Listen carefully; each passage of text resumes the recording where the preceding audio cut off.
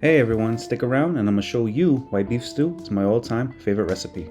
Alright guys, so today we're gonna make one of my all-time favorite recipes, which is beef stew. So we're gonna go right in. First ingredient is a chuck roast, although you could use a London broil or any type of meat. It could even be cheap meat because it's gonna cook for so long that it's gonna be tender and delicious. So next we're gonna gather the rest of our essentials, which is a nice big cutting board, a sharp knife. For our first ingredient, some carrots. Here I got about 4 carrots, but if you like more, you can add more carrots. If you like less, add less carrots, followed by 3 ribs of celery, 2 large white onions, although I'm not sure how I feel about the onions just yet. I might only use 1, and a couple cloves of garlic that we're going to crush, and a couple of large russet potatoes. Depending on the size, maybe only 2 to 3, maybe 4, again depending on how big it is. I mean, nothing compared to this potato. I mean, look at it, it's as big as my hand. If you're using this size potato, you're probably only going to need about 1. I mean, look at this thing, it's almost the size of my head. I mean, this is the biggest thing I ever seen in my life. So what I'm going to do now is bring all this over to the sink and wash all of my vegetables. Okay, we're going to start by peeling all of our carrots. Then we are going to cut the nasty little ends off of our carrots,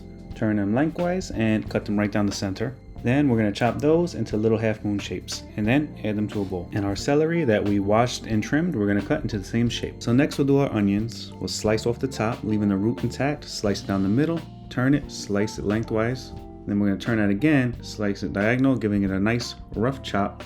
And when you get to those roots, just toss it. Next, we'll do our potatoes. I'm probably going to go with 2 nice sized ones. I think that'll be a good amount. So we're going to start off by peeling all of our potatoes. And we got a bowl of warm water to sit our potatoes in after we chop them so they don't brown. As far as our potatoes go, we're going to cut them down the middle about 3 times so our pieces aren't too big. After that, we'll slice them lengthwise, turn them, slice them again, and that's going to give us those nice, perfect square chunks. Once all our potatoes are cut, we're going to go rinse them in the sink until the water runs clear, and then we're going to reserve them for later until we need them. Okay, so the last thing we're going to cut is our meat. We're going to start by drying it on some paper towels. Then we are going to slice it lengthwise and then turn those slices and cut them into nice, thick chunks. Okay, now over at the stove, we got a nice, heavy Dutch oven, and we're going to heat our Dutch oven over medium-high heat until it is nice and hot. Okay, and once our Dutch oven is hot enough, we're going to add just a little bit of olive oil. One last thing that we're going to do before we start browning this meat, I got some salt and pepper here, and we're going to generously coat this with salt and pepper, get it all around. Make sure you massage it into the meat, roll it around, get that salt and pepper everywhere, make sure it's nicely coated, and then we're gonna start browning our meat.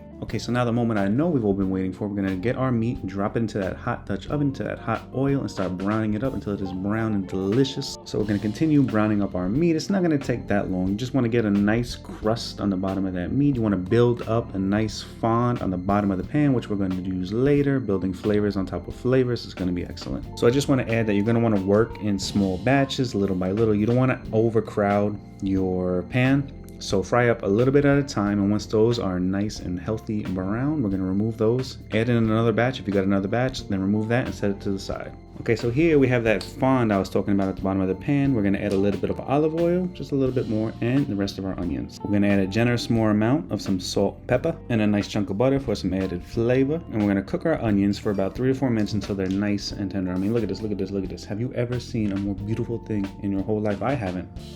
These onions were smelling up the house something wonderful. Once our onions are nice and tender and we scraped up all that fond on the bottom, we're going to add a couple cloves of garlic and crush that right into our onions. I used about 2 to 3, but if you like more garlic, definitely use more garlic. Stir in your garlic and cook that for about 1 minute or until nice and fragrant. Then we're going to add 6 ounces of tomato paste, and we're going to cook that for about 2 to 3 minutes, which is going to develop those flavors even further. Then we are going to deglaze this whole concoction by adding about a cup of red wine. And you want to stir that in nice and good. Make sure you get any remaining fond or any little bits on the bottom of the pan, which are excellent little flavor bits. Then to that, we're going to add 4 cups of beef broth, and feel free to use water if you don't have the beef broth. We're going to add back our beef. We're going to add our celery and carrots right to the mixture. We're going to add our potatoes with a little bit of that potato water. Make sure you give that a good stir. Stir in 1 can of diced tomatoes. Next, we're going to add a generous more amount again of salt and pepper. And rather than name all the seasonings and the amounts as we go along, I will name all of the seasonings and the amounts in the description below. So be sure to check that out. Give everything one good last stir. Then we're going to put the lid on this loosely. This is going to go into our 325-degree oven for about 3 hours. After which we're going to take this out and we're going to add about half a cup of frozen peas. If you don't like frozen peas or peas at all, you don't have to add the peas. I know some people in my house don't like peas. So we're going to add the peas and then we're going to give this a nice stir.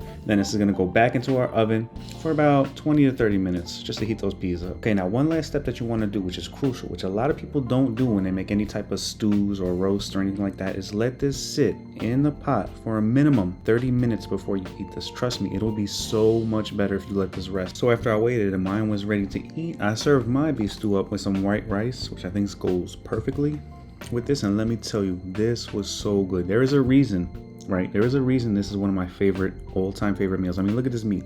Look how tender that is. Just falling apart.